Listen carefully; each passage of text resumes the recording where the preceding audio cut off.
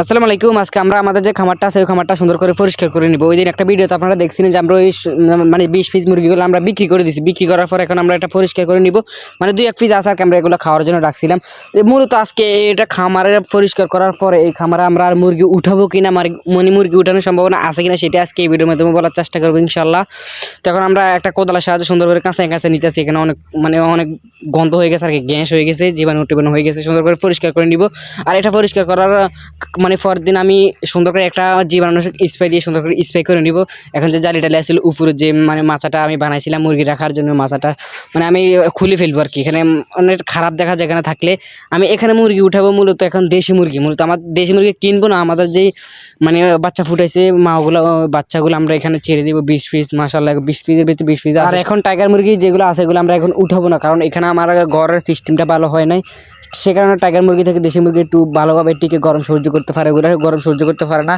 আর এখানে মুরগি অনেক মারা যায় আমার এই ঘরটার মাঝে, মানে অতিরিক্ত গরমের কারণে আর কি।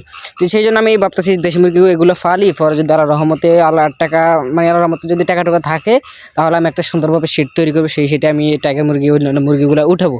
এখন আমরা ট্রেতে একটা রাতে সুন্দর করে যে এগুলো আছে এগুলো আমরা ফোড়া দিয়ে দিব। মানে আমাদের এলাকার একটা মহিলার কি সে এগুলো নিবে, নেওয়ার পর এগুলো ফোড়া দিয়ে দিবে। মানে এগুলো ফোড়া দিয়ে দেওয়াটা উত্তম, মানে আগুন দিয়ে জ্বালিয়ে দেওয়াটা উত্তম, কোনো জীবাণু টিবাণু থাকে না। এখন আমার আব্বা এখানে সুন্দর করে উপরে ঝাড়ুটারও দিয়ে দিতেছে, কোনো রকম ভালো উপরে যেন না থাকে ফাওয়ারগুলো। মানে মুরগি থাকার পরে যদি এগুলো আমরা ঝাড়ু দিয়ে পরিষ্কার করি তাহলে মুরগি নাকে মুখে ঢুকবে, সেখানে আমরা করে নিছি আর কি। এখন এই পানি দিয়ে এটাকে সুন্দর করে ধুয়ে কালকে মূলত আমরা এই যে জীবাণুনাশক স্প্রে এটাতে আমরা করবো। তো আমরা কী দিয়ে জীবাণুটা সুন্দর করে জীবাণু মুক্ত করবো সেটা কালকের ভিডিওতে দেখাবো ইনশাআল্লাহ।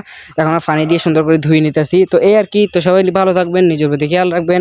আর আমার ভিডিও তখন ভুলটু থাকলে ক্ষমা করে দিন, মানে কথা মাঝে অনেক ভুলটু থাকবেই, নতুন মানুষ। তো সবাই ভালো থাকেন। আসসালামু আলাইকুম।